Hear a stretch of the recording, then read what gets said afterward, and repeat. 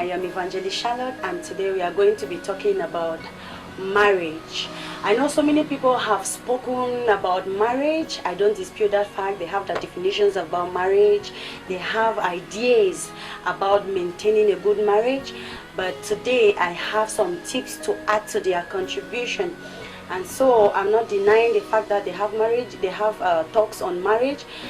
Today we are going to be focusing on a part about marriage, which is about preparation for marriage. You know, that is something that most of us youths, we fail to do. Many people, they get into marriage without preparing for it.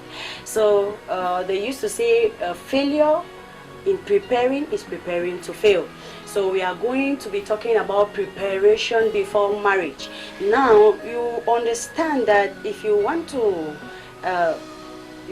interview some 10 girls, they will ask them about the kind of husband they would like to marry. You will hear some telling you, I would like to get married to this. They'll give you some impossible description of men they would like to get married to.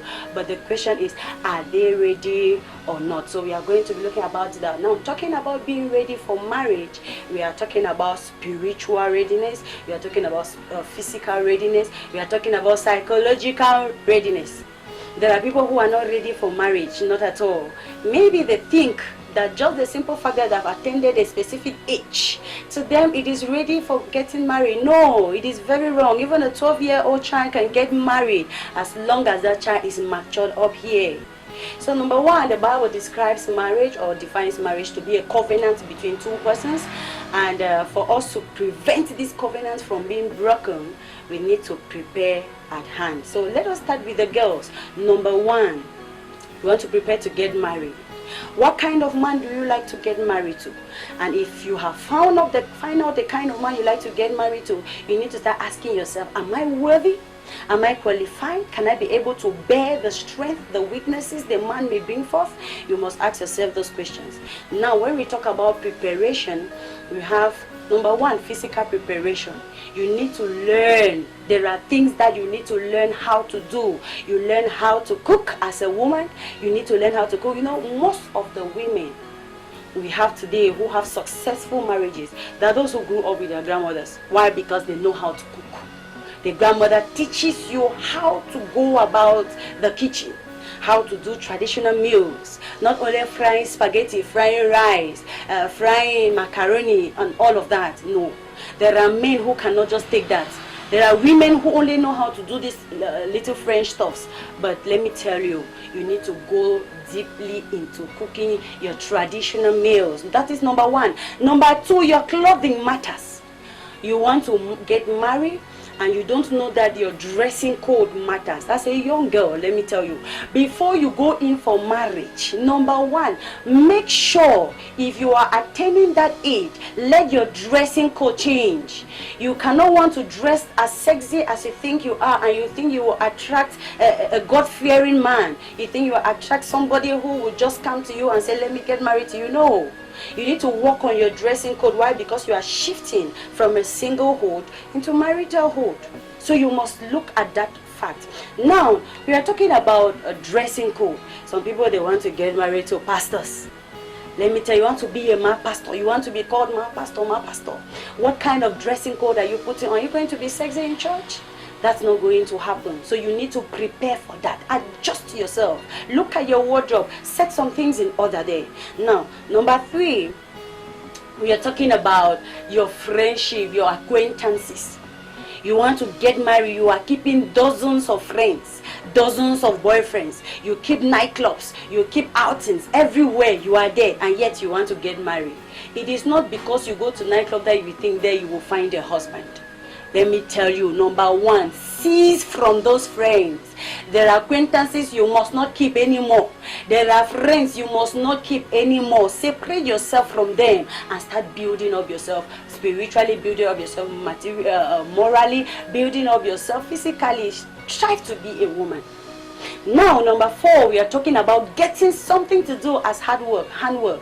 Some people, they don't go to school. You have not gone to school. It is not your fault. We don't blame you for that.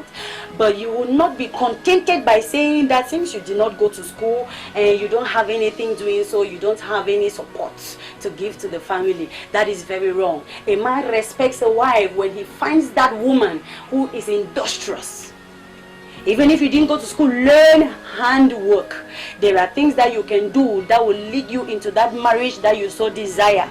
You want to do hairdressing, you want to do barbecue or whatever, you want to maybe learn how to cook, you want to learn restaurant, you want that. Lots of things you can learn in order to generate some income. Get yourself busy. Men don't go these days for lazy women. So if you are not ready for marriage, please go and start getting yourself ready now by doing all of these things. Now, those are the physical parts. We want to talk a little about smile. There are girls, let me tell you, you don't smile at all and yet you want to get married. You want to get married. How?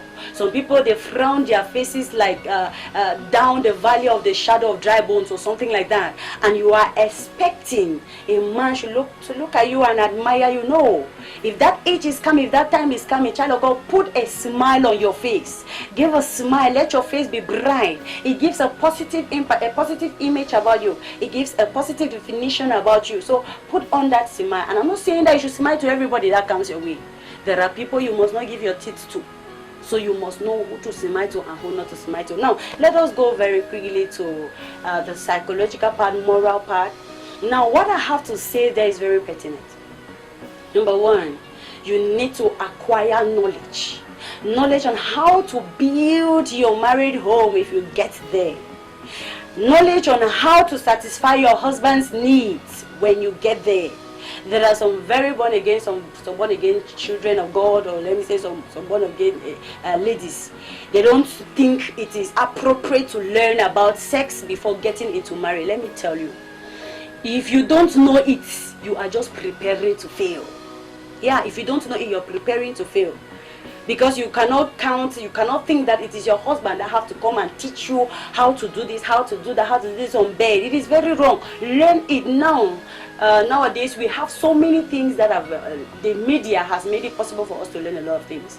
I'm not saying that you should go to the negative side, but there are lots of information about marriage you can get. Now, everybody speaks about marriage. You can get those informations and work it on yourself. Work them on you. So you get knowledge how to make your husband happy. Any home that the husband is not happy, that home can never be successful. So you as a young lady, prepare yourself in that aspect. Now, I also want to talk about the spiritual aspect of it, which is prayer. Marriage is first established in the spirit before it is validated or consummated in the physical. So before you meet your husband, you don't yet know who your husband is. Let me tell you a small short story about myself. When I was in year 2 in the university, I began preparing for my husband. I don't know who he is. I have never seen him. I have never known where he is or how he looks like. But I began preparing for him. I began praying for him, praying for his career, praying for his family, praying for his projects, praying for everybody connected to him in one way or the other. And let me tell you, guess what? I began generating a kind of strong love for him, even though I don't know him. Now, you may think that is absurd, but it is not. You need to pray for marriage. Prepare yourself. Now, we are talking about character. Character is one thing that spoils marriages. Before you get there and find yourself out, please work on your character. Work on your character. The Bible says that a woman with noble character is her husband's crown, but the foolish one is like cancer to his bones. It's like cancer to his bones. The bad one, the ones with mouth. No, there are women that can actually take out a man's heart by just using their mouth. So you need to start working on that aspect. Check about your language. How do you adjust it? How do you go about your language? You need to pray about that and ask God the grace to be able to endure, to persevere. Because there are people that might come who are not really the kind of men you desire. But you need to endure. You need to persevere as that woman who wants to build a home. You pray for them, you prepare for them, you build yourself as the kind of person you want to marry. Now, that is for girls. For men, they don't have much trouble. But men, you have to make up your mind. Think. You want to get married to a career woman? Know that there are parts of her days or part of her time will be dedicated to career commitments.